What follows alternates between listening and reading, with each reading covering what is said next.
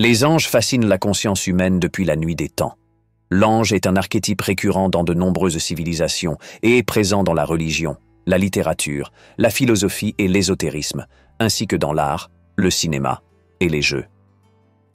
Le mot ange dérive du grec angelos, qui est la traduction par défaut du terme hébreu biblique malak, littéralement messager. L'ange est un messager entre Dieu et l'humanité. Les anges sont souvent représentés comme des êtres humains avec des ailes. Dans les écritures bibliques, cependant, les anges n'ont pas d'ailes et apparaissent comme des hommes ordinaires, parfois avec des vêtements brillants. En fait, les Écritures mentionnent l'hospitalité envers les étrangers, car nous pourrions être en présence d'un ange sans le savoir. Une autre classe d'anges bibliques ont des ailes, mais ils sont décrits comme inhumains et effrayants, suscitant la peur chez quiconque les voit, et comme nous le verrons plus tard, ils sont au sommet de la hiérarchie angélique. L'idée de représenter les divinités sous forme de figures ailées remonte à plusieurs milliers d'années. Les anciens Égyptiens représentaient le dieu solaire Horus sous la forme d'un disque ailé, et de nombreux autres êtres ailés peuvent être trouvés dans l'art grec et romain antique. Le dieu grec antique Hypnos, le dieu du sommeil, et Thanatos, le dieu de la mort, ont des ailes. Dans l'ancienne Mésopotamie, les dieux anthropomorphes dégageaient un glamour brillant et visible, mais l'âme. L'effet de leur vision provoquait à la fois fascination et terreur chez les humains. Ils ressentaient une paresthésie, une sensation de picotement et de piqûre sur la peau. Le dieu solaire Ra apparaît avec un disque solaire au-dessus de sa tête. Mitra, la divinité zoroastrienne de la lumière, a une couronne rayonnante ressemblant à des rayons de soleil, tout comme Hélios, le dieu solaire grec, et Bouddha, l'éveillé. Ce rayonnement divin affiché par les divinités du monde entier anticipe le halo du Christ et de ses apôtres, ainsi que celui des saints et des anges. Le halo est devenu le symbole religieux universel de la divinité. Avant de nous plonger dans la psychologie des anges et la façon dont ils façonnent le comportement et les émotions humaines, nous explorerons d'abord leurs images archétypales à travers le monde, ainsi que leur rôle dans la création du mal, leur but et leur motivation, et la hiérarchie des anges. L'une des plus anciennes représentations des anges se trouve dans le zoroastrisme. Cette foi dépeint une bataille cosmique entre le bien et le mal, dans laquelle le bien est censé triompher du mal. Ahura Mazda, seigneur de la sagesse, est le créateur et seigneur de la lumière, et Ahriman ou Angra Mainyu, esprit du mal, est le seigneur de la destruction, du chaos et des ténèbres. Outre l'être suprême, il existe différentes classes d'anges. Les Ameshas Pentas, littéralement « immortels bienfaisants », sont les émanations du Créateur incréé, les 6 étincelles divines qui personnifient les qualités abstraites d'Ahura Mazda, plutôt que des êtres divins distincts. Ils ont tous leurs antithèses, appelées Daevas, des dieux qui ne méritent pas d'être adorés. La vérité s'oppose au mensonge et à la tromperie. L'autre classe d'anges est celle des Fravashis, qui sont des anges gardiens. Chaque personne est accompagnée d'un esprit personnel qui lui est attribué à la naissance et qui veille sur chaque individu.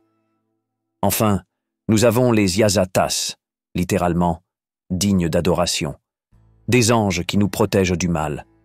Les anciens Égyptiens croyaient que l'homme avait plusieurs âmes, à la fois physiques et spirituelles. Ils parlaient de l'âme Ba, représentée par un oiseau à tête humaine, qui symbolise l'unicité de chacun, ou ce que nous appelons la personnalité. Il ne s'agit pas simplement d'une partie de la personne, mais de la personne elle-même.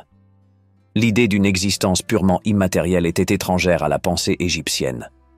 En revanche, le Ka, essence vitale, est ce qui distingue un vivant d'un mort, la mort survenant lorsque le Ka quitte le corps.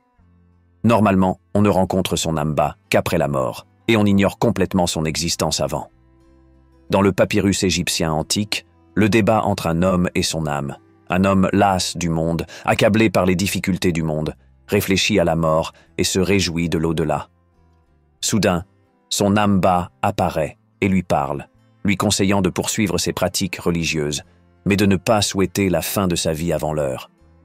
Dans la mythologie romaine antique, le génie n'habitait pas seulement chaque personne, mais aussi les lieux, genius loci, et les choses. Pour les Romains, il était important de s'attirer les faveurs des génies appropriés pour rendre la terre fertile, protéger le foyer et la famille, et tout autre événement majeur de leur vie. Le génie représente également le tempérament, la virilité, l'énergie, la fortune personnelle et le destin d'un homme. Aujourd'hui, nous utilisons le mot génie pour désigner une personne dotée de dons, de talents ou de connaissances particuliers dépassant ceux des humains ordinaires.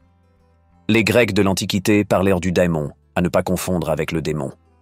On croyait que lorsque le daimon intérieur était dans un état de bon ordre, on éprouvait le daimonia, un état de bon esprit et d'accomplissement. Le daimon peut être bon, agathodaimon, mauvais, kakodaimon, ou même moralement ambigu, c'est-à-dire au-delà du bien et du mal, une force de la nature. Dans le banquet de Platon, la prêtresse Diotime enseigne à Socrate que les daimons interprètent et transportent les choses humaines aux dieux et les choses divines aux hommes. Socrate est bien connu pour sa relation avec son daimon et prétendait entendre, depuis son enfance, un signe daimonique, une voix intérieure qui le mettait en garde contre les erreurs, mais ne lui disait jamais quoi faire. Lors du procès qui condamnait Socrate à mort, son daimon ne fit aucun signe d'opposition, contrairement à la plupart des fois où il l'informait s'il faisait quelque chose de mal. Socrate a fait confiance à son compagnon invisible de toujours et a conclu que sa mort n'était pas quelque chose à craindre, mais plutôt quelque chose de bien, car la mort n'est qu'une transition vers une autre forme d'existence. Dans la République, Platon décrit le mythe d'Er, l'histoire d'un homme mort au combat et revenu à la vie, décrivant son voyage dans l'au-delà. Tout comme l'énergie ne peut être ni créée ni détruite, mais seulement changée d'une forme à une autre, l'âme est également immortelle. Les choix que nous faisons et le caractère que nous développons auront des conséquences après la mort. L'homme décrit comment les bonnes âmes sont allées au ciel et ont connu la béatitude, tandis que les âmes immorales ont été dirigées sous terre et ont pleuré de désespoir, en racontant leurs terribles expériences dans la vie, car chacune devait payer une pénalité décuplée pour toutes les mauvaises actions commises de son vivant. Les plus méchantes, cependant, étaient condamnées à rester sous terre, incapables de s'échapper. Ensuite, les âmes atteignirent le fuseau de la nécessité qui régule tout le cosmos et gouverne la vie de chacun d'entre nous. Chaque âme choisit une nouvelle vie, humaine ou animale, et se vit attribuer un daimon pour accomplir ce qu'elle avait choisi. Les âmes devaient boire l'eau de la rivière de l'oubli, afin d'oublier tout, et s'élançaient comme une étoile vers leur naissance. Dans son livre « Le Code de l'âme », le psychologue américain James Hillman évoque la théorie du gland. De même que le destin du chêne est contenu dans le minuscule gland, chaque personne porte en elle une singularité qui demande à être vécue et qui est déjà présente avant de pouvoir être vécue. En d'autres termes, l'essence précède l'existence. Ainsi, le djinn a été envoyé pour nous aider, nous les humains, à accomplir notre destinée et pour nous rappeler notre véritable but en tant qu'êtres spirituels ayant des expériences humaines. Alors que la tradition judéo-chrétienne divise généralement les anges en bons et mauvais, l'islam fait une distinction supplémentaire avec les djinns, des êtres qui peuvent être soit bons soit nuisibles et qui peuvent prendre la forme d'animaux. Tout comme les êtres humains, ils sont également soumis au jugement de Dieu. Dans la foi celtique, il existe des fées. Une théorie entourant leur origine est qu'elles étaient des anges neutres qui n'ont pas pris part à la guerre dans le ciel, et donc ne sont ni restés au ciel, ni envoyés en enfer, mais plutôt pris entre les deux, laissés aérer sur terre. Les fées peuvent être bonnes ou mauvaises, et parfois le terme est utilisé pour décrire n'importe quelle créature magique, comme les gobelins, les lutins, les diablotins, les elfes, etc. Le médecin et alchimiste suisse Paracelse a décrit 4 esprits de la nature ou élémentaux, les gnomes, les ondines, les sliffs et les salamandres, qui correspondent respectivement aux 4 éléments, la terre, l'eau, l'air et le feu. Qu'il s'agisse d'anges, de daimons, de djinns, de fées ou de tout autre être de ce type. Ils ont tous quelque chose en commun, malgré leurs différences d'apparence. Ils sont tous des images archétypales du même modèle fondamental, l'archétype de l'être éthéré. Ces esprits coexistent avec nous. Ils existent simplement à un autre niveau de réalité. L'archétype en lui-même ne peut être vu. Ce n'est que lorsqu'il est amené à la conscience par le biais du rituel, du mythe et de la culture de chaque pays que l'être éthéré prend une forme personnifiée particulière et acquiert un but spécifique. Les êtres éthérés sont également appelés corps subtils, c'est-à-dire qu'ils existent entre les royaumes corporels et incorporels. Nous aussi avons des corps subtils, car nous existons à la fois sur les plans matériels et spirituels. La différence est que les êtres éthérés vivent la réalité principalement sur un plan spirituel, alors que nous la vivons sur un plan matériel. Mais cela n'exclut pas la possibilité qu'ils interagissent dans notre domaine, ni que nous interagissions dans le leur. Dans son livre « La cité de Dieu », saint Augustin décrit la création des anges au moment où Dieu dit « que la lumière soit » et la lumière fut. Le premier jour, Dieu sépara également la lumière des ténèbres, ce qui symbolise les anges déchus. Avant la création de l'humanité, les anges ont subi une épreuve au cours de laquelle tous avaient la possibilité, par leur libre arbitre, de rester dans leur état originel de sainteté. Ceux qui échouèrent devinrent des anges déchus. C'est ce que raconte l'Apocalypse. Lucifer, le porteur de lumière, désira dans son orgueil être Dieu et convainquit un tiers des anges de se rebeller contre Dieu, déclenchant ainsi la guerre dans le ciel. Ils furent vaincus par l'archange Michel et le reste des anges, et furent chassés du ciel.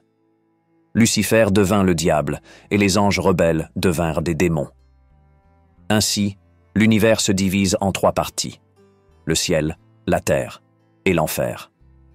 Satan, qui refuse de se prosterner devant l'homme inférieur, apparaît comme le serpent antique dans le jardin d'Éden, afin de tromper Adam et Ève en leur promettant une connaissance consciente accrue, afin de devenir comme des dieux.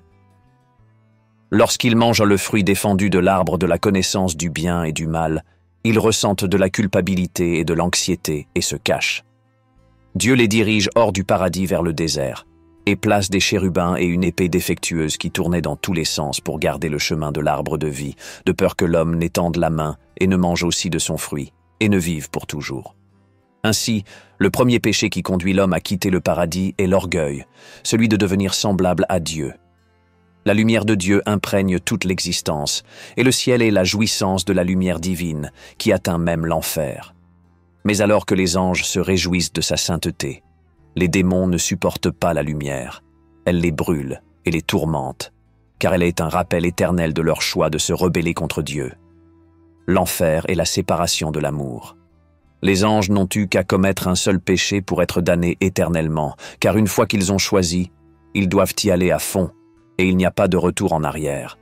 Ils ne connaissent aucun salut. Cependant, de par leur nature, les anges possèdent une connaissance de la réalité bien plus grande que les êtres humains et peuvent facilement distinguer le bien du mal.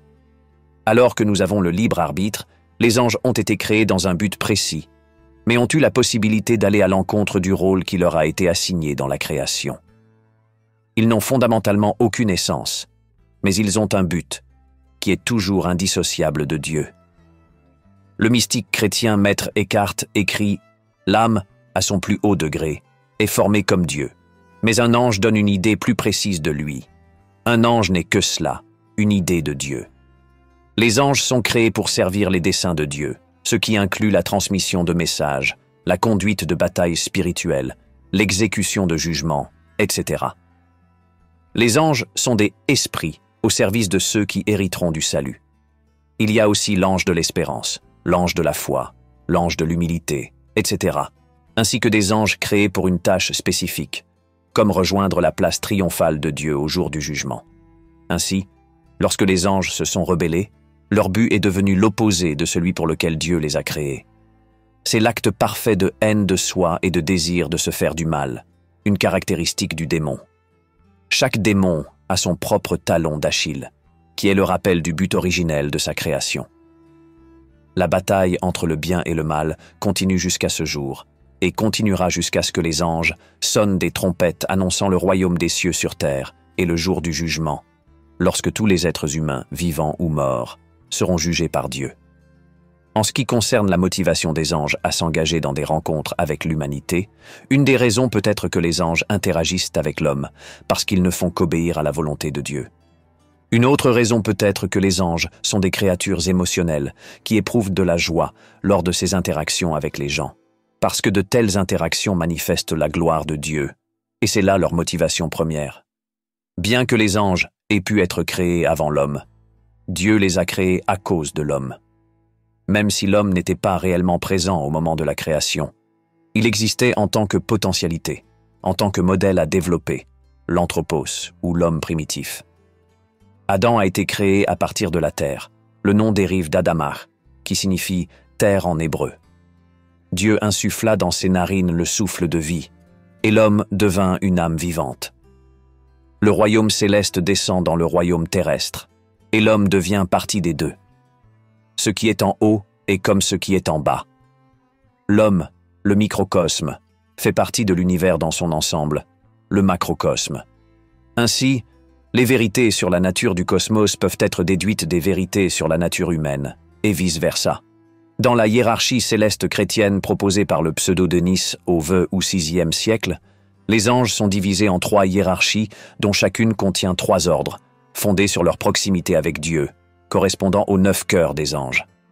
Le premier groupe d'anges sert Dieu directement. Ils sont les serviteurs de Dieu. Ces anges fidèles à la Bible nous donnent un aperçu d'un monde auquel les yeux humains ont rarement accès. Ils apparaissent sous une forme effrayante et inhumaine, ce qui explique peut-être pourquoi leurs tout premiers mots sont « N'ayez pas peur ». Dans le livre d'Isaïe, les séraphins sont des êtres de feu à 6 ailes. 2 ailes couvrent leur visage, 2 couvrent leurs pieds, et avec les 2 dernières, ils volent. Ils sont décrits comme étant toujours en présence de Dieu, le louant jour et nuit, en criant « Saint, Saint, Saint est le Seigneur Dieu Tout-Puissant ». Dans la vision d'Ézéchiel, il décrit la vision des chérubins, des chimères ailées, qui ont 4 faces, celle d'un lion, d'un bœuf, d'un humain et d'un aigle. Ils sont sous le trône de Dieu et sont les forces motrices des ophanimes, ou trônes, qui apparaissent comme 4 roues dans des roues en mouvement constant et couvertes Dieu. Ce sont les roues du char de feu de Dieu. Dans les apocryphes, le rang le plus élevé des séraphins est Séraphiel, le protecteur de Métatron.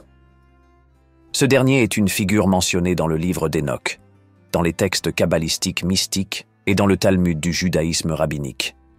Il est connu comme le premier ange de Dieu et le seul personnage autorisé à se tenir aux côtés de Dieu. On dit que son rayonnement est si fort qu'il semble qu'il y ait 2 autorités au ciel, Dieu et Métatron. Il est également appelé le petit Yahweh, et on pense qu'il a été autrefois l'homme Enoch, l'un des 2 seuls hommes choisis par Dieu pour échapper à la mort. Le deuxième groupe d'anges est celui qui fait en sorte que la volonté de Dieu se réalise. Ce sont les dirigeants célestes. Les dominions maintiennent le monde en bon ordre, régulent les devoirs des anges et font connaître les commandements de Dieu. Les vertus aident au miracle et encouragent les humains à renforcer leur foi en Dieu. Elles sont également connues sous le nom d'esprits des mouvements, gouvernant toute la nature, y compris les saisons, les étoiles et les planètes. Et enfin, les pouvoirs sont les anges guerriers qui luttent contre les forces du mal. Dans le dernier cœur se trouvent les anges les plus proches des humains, qui exécutent les ordres d'en haut. Ce sont les messagers terrestres. Les principautés sont celles qui protègent et guident les nations, les groupes de personnes et les institutions telles que l'Église. Les archanges ont un rôle de messagers de Dieu auprès des peuples à des moments critiques de l'histoire, et sont uniques, car ils sont identifiés par leur nom. Le canon biblique ne mentionne que l'archange Michel, ce qui se traduit par « qui est comme Dieu ». Michel est le chef suprême et le chef des anges. Dans le livre d'Enoch, cependant, l'archange Gabriel est mentionné aux côtés de Michel, ce qui suggère qu'ils sont sur un pied d'égalité. Gabriel signifie « Dieu est ma force ». Tous les archanges ont des noms théophores, c'est-à-dire qu'ils contiennent le nom de Dieu, El. Au total, 7 archanges sont mentionnés. Dans le livre apocryphe de Tobie, Raphaël, qui signifie « Dieu a guéri », se révèle comme l'un des 7 anges qui se tiennent en présence glorieuse du Seigneur. Il est intéressant de noter que dans le livre de l'Apocalypse, 7 anges anonymes se tiennent devant Dieu et ont 7 trompettes. Ces mentions et d'autres dans des ouvrages non canoniques ont donné naissance à la conception populaire des 7 archanges. Enfin, au bas de la hiérarchie, nous avons les anges communs, qui délivrent des messages des 2 royaumes. Dans ce groupe, nous avons aussi les anges gardiens. Dans le livre de Matthieu, Nous trouvons une référence directe de Jésus de Nazareth, selon laquelle toute personne qui vient au monde a un ange gardien. Les Écritures décrivent toujours les anges comme s'ils étaient de sexe masculin. En tant qu'esprit, les anges ont été créés pour vivre éternellement et ne pas connaître la mort. Cela suggère que la population angélique dépasse de loin celle des êtres humains et qu'elle est trop nombreuse pour être comptée. Sainte Thérèse d'Avila vit un jour un ange qui était très beau et qui semblait brûler dans le feu. Elle écrivit « Ils ne me disent jamais leur nom, mais je vois très bien qu'il y a au ciel une si grande différence entre un ange et un autre, et entre ceux-ci et les autres, que je ne peux l'expliquer. Les anges n'existent pas seulement dans un royaume isolé ou dans une autre dimension. Au contraire, bien qu'ils restent invisibles, ils ont une influence directe sur nous. » Le psychiatre et psychologue suisse Carl Jung écrit « Il est remarquable que les anges soient toujours au pluriel, un cœur d'ange. À l'exception de Lucifer et des archanges Gabriel et Michel, les anges ne sont pas des individus. Ils apparaissent en chœur et en multitude. Ce sont des êtres essentiellement collectifs. » Le scientifique suédois et mystique chrétien Emanuel Swedenborg a connu un éveil spirituel à la cinquantaine. Dans un rêve, le Seigneur lui a révélé la signification spirituelle de la Bible, et il a commencé à avoir des rêves et des visions étranges, et pouvait visiter librement le ciel et l'enfer pour converser avec les anges et les démons. Certains d'entre eux sont décrits dans son Journal of Dreams. Contrairement à la croyance chrétienne, il affirme que tous les anges et tous les démons sont issus de la race humaine. Ils ont eux aussi les mêmes activités que nous. La seule différence avec nous est qu'ils ne sont pas revêtus d'un corps matériel. Ceux qui se sont laissés remplir par l'amour divin sont devenus des anges, tandis que ceux qui se sont immergés dans les plaisirs physiques ou ont refusé de laisser tomber leur ego ont choisi d'aller en enfer parce qu'ils y sont attirés. L'enfer est le lieu où ils peuvent s'adonner à tout ce qui leur procure du plaisir. Lorsque nous nous détournons de notre ego égocentrique, c'est comme si un poids nous était enlevé des épaules, comme si nous pouvions voler, comme le dit G. K. Chesterton a écrit « Les anges peuvent voler parce qu'ils peuvent se prendre à la légère ». L'artiste visionnaire William Blake était un lecteur assidu de Swedenborg et avait des visions d'anges depuis son enfance. Sur son lit de mort, il chanta avec gloire les visions des anges au paradis. Blake se montra critique envers la vision de Swedenborg, selon laquelle le paradis et l'enfer seraient séparés, et proposa le mariage du paradis et de l'enfer. Les deux sont nécessaires à l'expérience humaine, car sans contraire, il n'y a pas de progression. Jung écrit « Les anges sont une espèce étrange. Ils sont précisément ce qu'ils sont, et ne peuvent être autre chose. Ils sont en eux-mêmes des êtres sans âme, qui ne représentent rien d'autre que les pensées et les intuitions de leur Seigneur. Les anges qui tombent sont donc exclusivement des mauvais anges. » Jung décrit la chute des anges comme une invasion prématurée du monde humain par des contenus inconscients. Le livre d'Enoch décrit l'interaction des anges déchus, appelés les observateurs, avec l'humanité. Ils transgressent la frontière entre le ciel et la terre après avoir engendré des enfants avec des femmes, donnant naissance aux Néphilim, de mystérieux grands géants brièvement mentionnés dans la Genèse. Ils menacent de dévorer l'humanité et Dieu envoie un grand déluge pour débarrasser la terre de ces géants, avertissant Noé de construire une arche afin de ne pas éradiquer la race humaine. Jung compare le motif de l'ange déchu à l'effet d'inflation, que l'on peut observer, par exemple, dans la mégalomanie des dictateurs. En tant qu'archétype, l'ange émerge de la partie profonde et intemporelle de la psyché, de l'inconscient collectif. L'idée des archétypes est ancienne.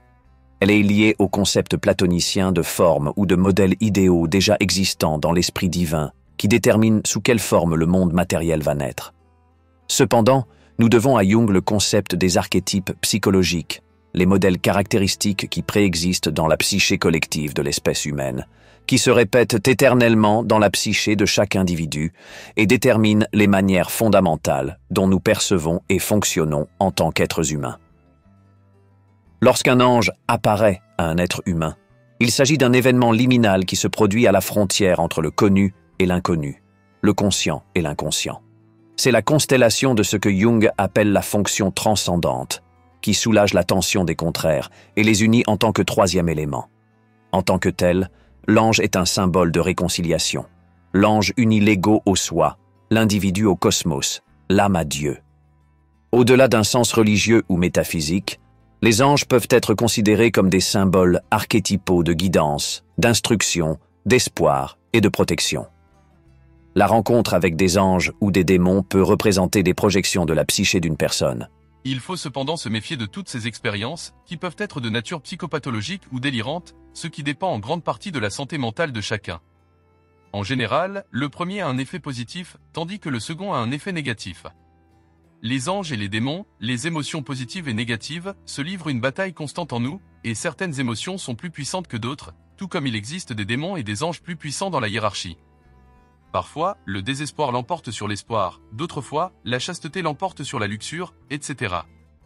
Nous ne pouvons pas simuler des émotions authentiques, elles viennent à nous. Dire à une personne triste d'être heureuse s'avère inefficace, car cette personne est enveloppée par ce qui contient tout le schéma de cette émotion, qui peut être de faible ou de forte intensité. Ressentir l'intégralité du spectre d'une émotion dans son sens le plus complet est rare et bouleversant. On ne peut l'éprouver que temporairement, car cela revient à être complètement possédé par un archétype, et on est donc plus humain.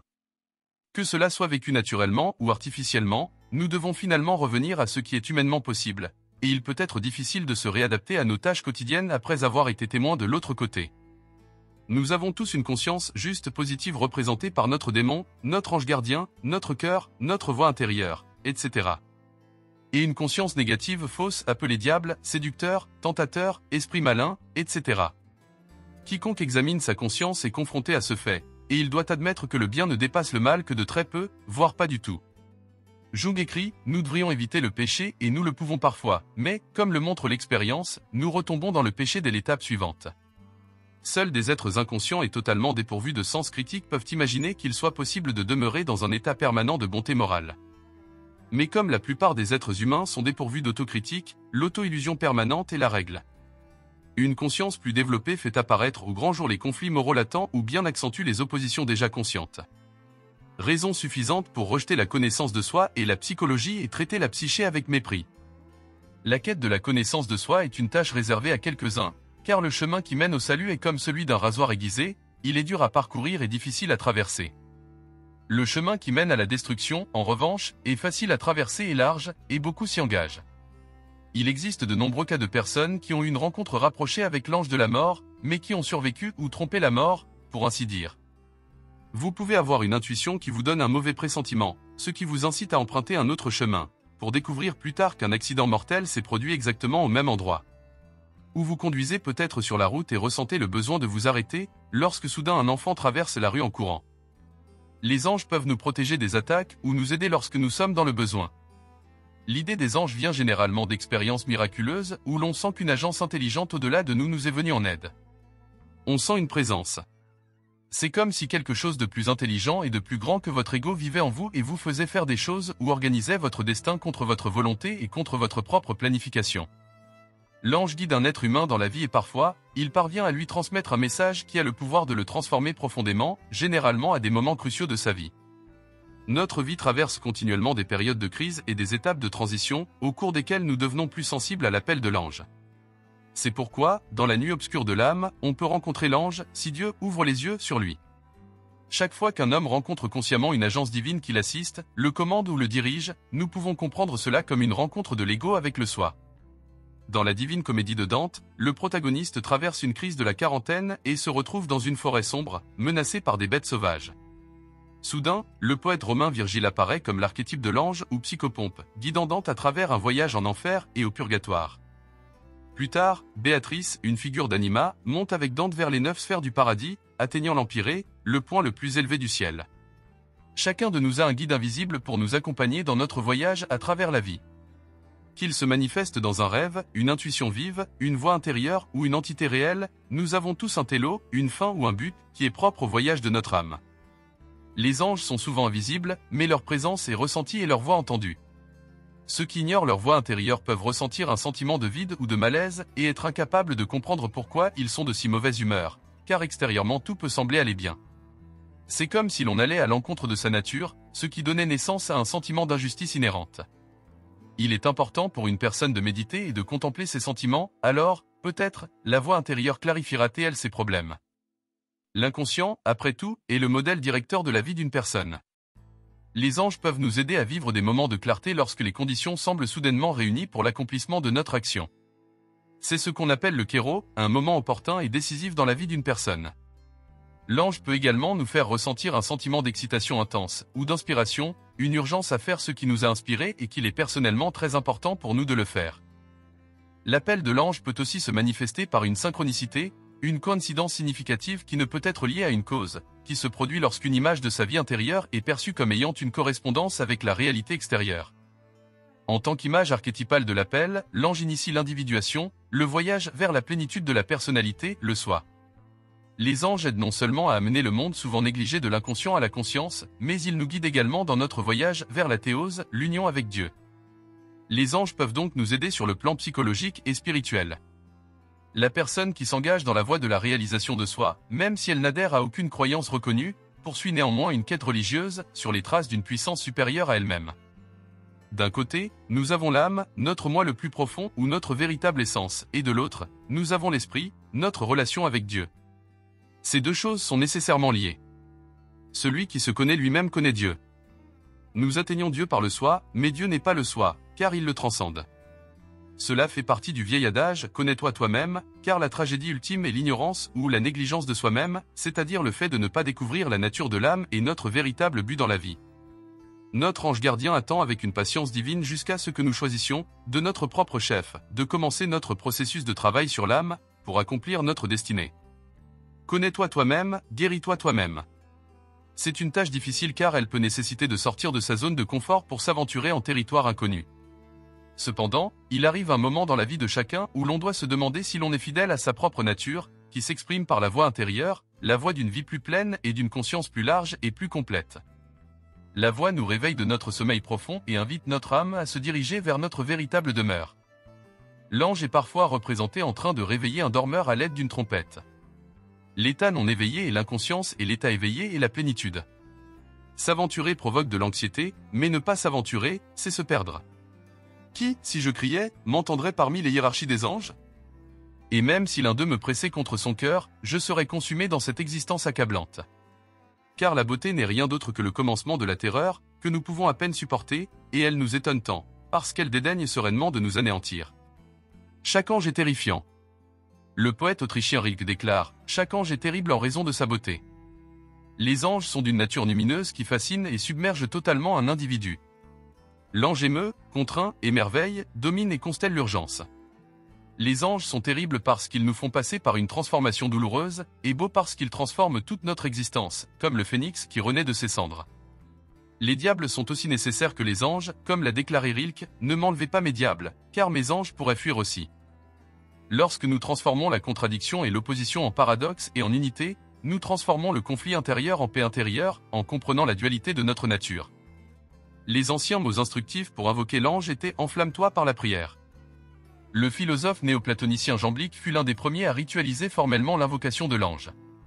En invoquant et en consommant, intégrant l'ange, on peut atteindre le statut d'être spirituel et enfin parvenir à la connaissance des dieux. La pureté est le facteur déterminant du succès ou de l'échec de l'opération de conversation avec son saint ange gardien. Plus l'âme est pure, plus grande est l'affinité avec l'ange.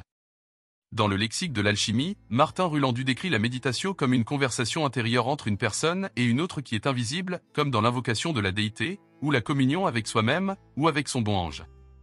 Le jeûne est également un rituel important, car il éloigne de la matière et rapproche du spirituel. Dans le livre de Matthieu, après que Jésus ait passé 40 jours à jeûner dans le désert et que le diable n'ait pas réussi à le tenter, des anges sont venus le soigner. On interprète souvent ce phénomène comme une façon de nourrir Jésus par les anges. Il existe cependant un côté obscur, comme on le voit dans les pratiques de nécromancie et l'étude de la démonologie au Moyen-Âge. De même, il existe des pratiques occultes modernes dans lesquelles les gens cherchent à capturer les esprits et à demander des faveurs, ou à les utiliser pour agir sur le monde.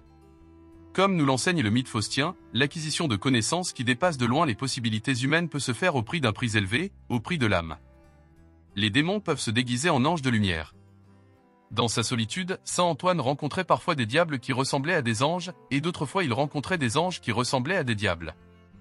La seule façon dont il pouvait faire la différence était de voir ce qu'il ressentait après que l'être eût quitté sa compagnie.